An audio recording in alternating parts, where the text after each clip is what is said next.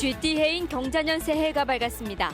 해돋이 명소마다 새해 소망을 기원하기 위해 찾은 인파들로 북적였습니다. 100여일 앞으로 성큼 다가온 각 당의 총선 준비 상황을 살펴봤습니다. 보조금 횡령 의혹을 받고 있는 정읍의 한 어린이집이 보건복지부의 평가에서 90점이 넘는 높은 점수를 받아 지도 점검의 허점을 드러냈습니다. 새해부터 달라지는 제도나 시책 가운데 주민들에게 꼭 필요한 내용을 정리했습니다. 여러분 안녕하십니까? 쥐띠 해인 경자년이 밝았습니다. 해돋이 명소마다 새해 첫 일출을 보며 소망을 비는 해맞이 인파로 북적였습니다. 도민들은 올 한 해 좋은 일만 가득하기를 기원했습니다. 김진영 기자가 전해드립니다. 어두웠던 하늘에 점차 붉은 기온이 감돕니다. 두텁게 끼인 구름 탓에 새해 첫 일출은 모습을 드러내지 않았습니다. 붉은 태양이 나오기를 기다렸던 시민들은 아쉬움 속에 저마다 소망을 기원하며 새로운 한 해를 시작했습니다. 개인적인 소망은 제가 4월에 교생 실습을 나가는데 그것을 잘 하고 싶어요, 저는. 이른 새벽부터 해맞이 장소에 나온 시민들은 소원지의 새해 소망을 한자 한자 정성스럽게 써내려갑니다. 부지런하고 재치 있는 쥐를 닮아 열심히 살겠다는 다짐부터 지난해보다 살림살이가 나아지기를 기대하는 바람과 건강에 대한 소망도 빠지지 않았습니다. 제가 하고 싶은 일을 좀 구체적으로 실현할 수 있는 그런 해가 됐으면 좋겠고, 제가 한 3년 아파서 고생했는데 제가 건강해야 가족도 건강할 것 같습니다. 군산과 무주 등지에서도 해맞이객들의 행렬이 이어졌습니다. 엄마 허리 안 아프게 해주고 그리고 아빠 사과 농사 잘하게 해주세요. 다사다난했던 2019년을 보내고 맞이한 경자년 새아침. 시민들은 더 나은 행복한 한 해가 되기를 두 손 모아 간절히 소망했습니다. JTB 뉴스 김진영입니다. 경자년 새해를 맞아서 송화진 도지사와 김승환 교육감이 전북 도민들에게 신년 메시지를 보내왔습니다. 함께 보시겠습니다. 경자년 새해가 밝았습니다. 도민 여러분, 새해 복 많이 받으시고 바라는 일 모두 성취하시기 바랍니다. 작년 한 해 우리 도는 국제공항과 항만, 철도 등 물류 트라이포트 시대를 시작했고 농생명식품 산업, 전기차와 재생에너지, 탄소 소재 산업, 홀로그램 산업 등으로 혁신 성장의 씨앗을 뿌렸습니다. 스스로 힘쓰고 쉬지 않는 자강불식의 자세로 올 한 해도 도민과 전북만을 생각하며 전진하겠습니다. 2020년 새해가 밝았습니다. 온누리에 희망과 사랑이 넘치는 좋은 날, 교육가족 여러분께 새해 인사를 드립니다. 전북교육은 새해에도 더욱 힘차고 새롭게 나아가겠습니다. 우리는 새해에도 학생들에게 존경받는 소중한 선생님으로서, 배움이 즐겁고 기쁜 학생으로서, 학교를 사랑하고 열정적으로 이끌어가는 교직원으로서, 전북교육을 신뢰하고 지지하는 학부모로서 모든 교육 주체가 하나로 힘을 모아 더욱 행복한 교육 공동체를 만들어갈 것입니다.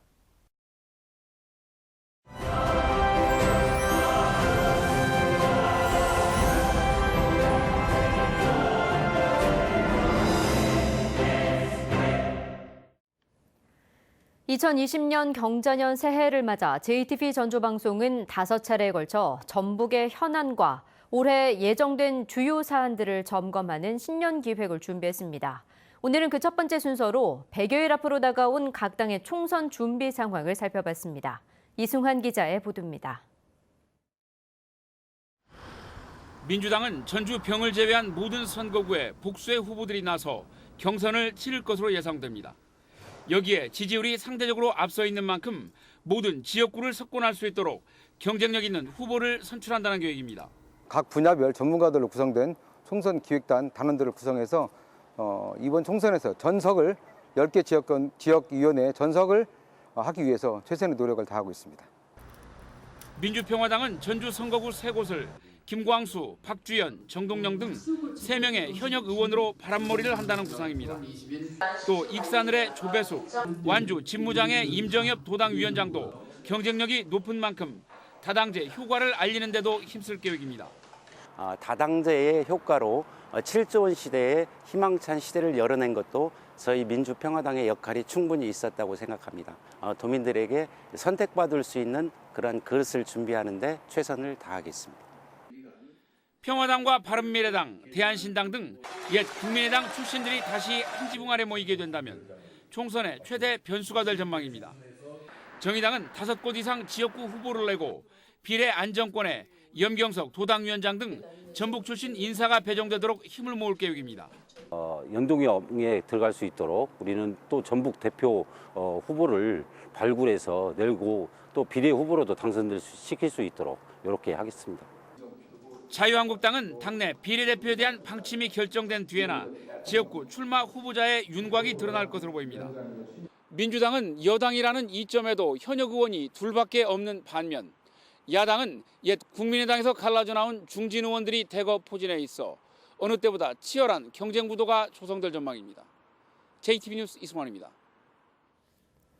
정의당이 4.15 총선 국회의원 비례대표 후보자를 선출하기 위한 시민선거인단을 모집합니다.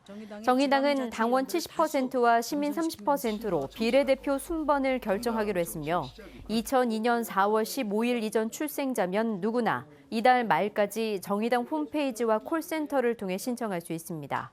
전북에서는 염경석 도당위원장이 비례대표 출마를 선언해 당선 안정권인 10번 이내에 배치될 수 있을지 주목됩니다. 정읍의 한 어린이집이 정부 보조금을 받고 있지만 보육 환경이 워낙 열악해서 운영비 횡령 의혹을 받고 있다고 지난달에 지적한 적이 있습니다. 이런 어린이집에 보건복지부가 2번이나 90점이 넘는 점수를 준 것으로 드러났습니다.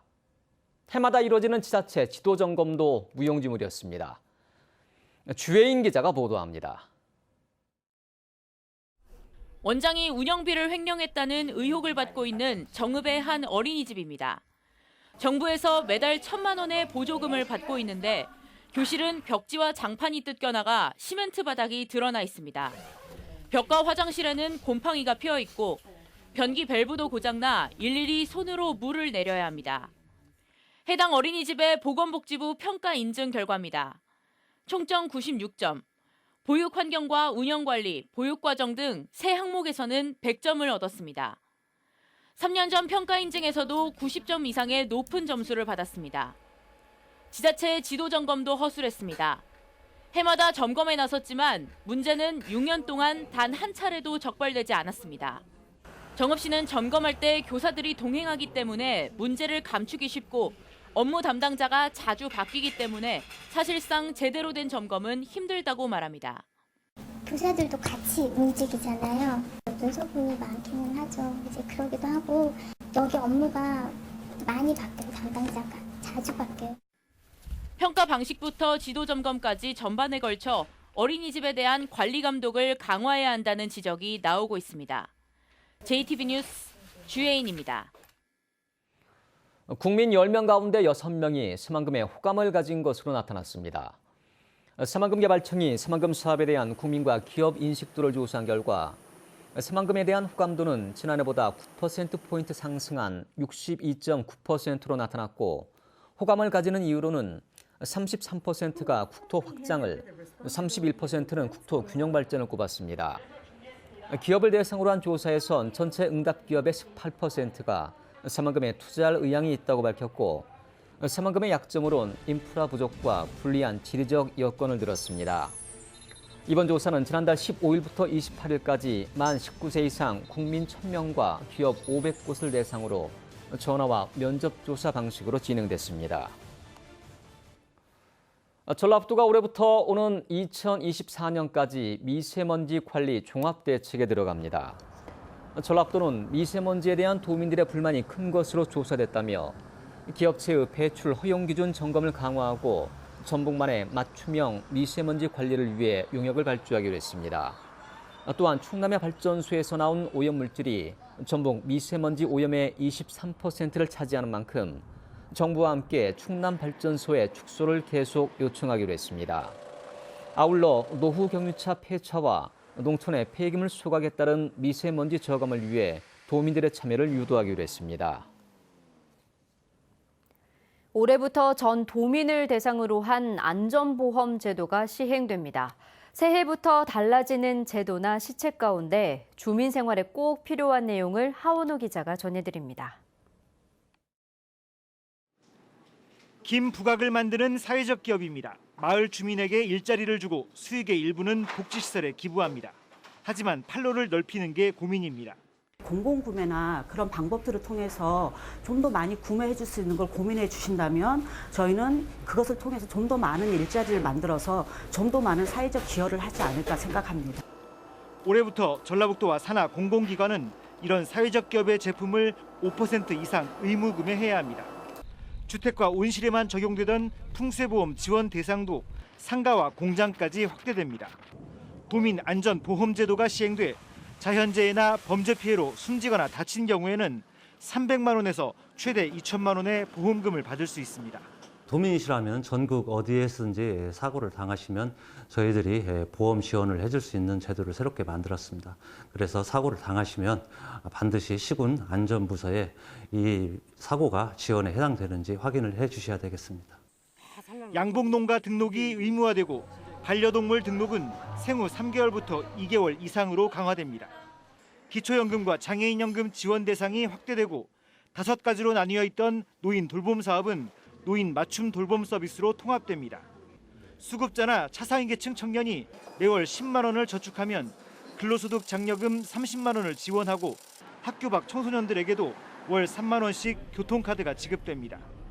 난임 부부를 대상으로 자연 치유 캠프가 운영되고 분만 산부인과가 없는 취약적 임신부에 대한 이송 횟수와 지원금이 확대됩니다. 전기승용차 구매 보조금은 1,500만 원에서 1,700만 원으로 늘고 탄소 포인트 제도가 확대돼 주행거리를 줄이면 최대 10만 원의 모바일 상품권을 받을 수 있습니다. 70세 이상 고령 운전자가 운전면허증을 반납하면 10만 원 상당의 인센티브를 지원받습니다. 새해 달라지는 제도와 시책은 전라북도 홈페이지를 통해 확인할 수 있습니다.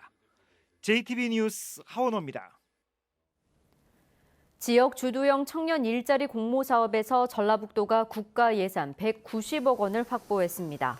전라북도는 올해 국가 예산 등 모두 444억 8천만 원을 들여 109개 사업에서 모두 1,990여 개의 청년 일자리를 만들 계획이라고 밝혔습니다. 지역 주도형 청년 일자리 사업은 청년에게 적합한 일자리를 발굴해 지역에 활력을 불어넣기 위한 것으로 청년 구직자의 경력 만들기와 자격증 취득, 직무 교육을 통해 역량 개발을 지원합니다. 전주시가 지정을 희망하는 관광 거점 도시가 빠르면 이달 말에 발표됩니다. 문화체육관광부는 1차 심사를 통과한 전주시와 강릉시 등 9개 지자체를 대상으로 이달 2차 현장 심사와 3차 면접 심사를 한 뒤 4곳을 관광 거점 도시로 선정할 계획입니다. 관광 거점 도시로 선정되면 올해부터 오는 2024년까지 5년 동안 500억 원의 국가 예산을 지원받게 됩니다. 국립익산박물관이 개관기념 특별전을 시작으로 오는 10일부터 문을 엽니다. 개관기념 특별전은 백제 예술의 위대함과 정교함의 극치를 보여주는 사리장엄구를 재조명하는 사리장엄 탑 속 또 하나의 세계가 마련됐습니다. 익산박물관은 400억 원을 들여 익산시 미륵사지의 4만 제곱미터 부지에 지상 1층, 지하 2층 규모로 건립됐으며 사비기부터 근대까지 출토된 3천여 점의 유물이 전시될 예정입니다. 전북은 내일 흐리고 기온은 오늘보다 조금 더 올라 포근하겠습니다. 내일 아침 최저 기온은 영하 5도에서 영하 1도, 낮 최고 기온은 5도에서 9도의 분포를 보이겠습니다. 미세먼지 농도는 나쁨 수준을 보이겠습니다. 전북은 당분간 평년보다 높은 5도 안팎의 기온을 보이면서 포근한 날씨가 이어지겠습니다. 다음 주 월요일부터는 비가 시작돼 오는 8일까지 이어질 전망입니다.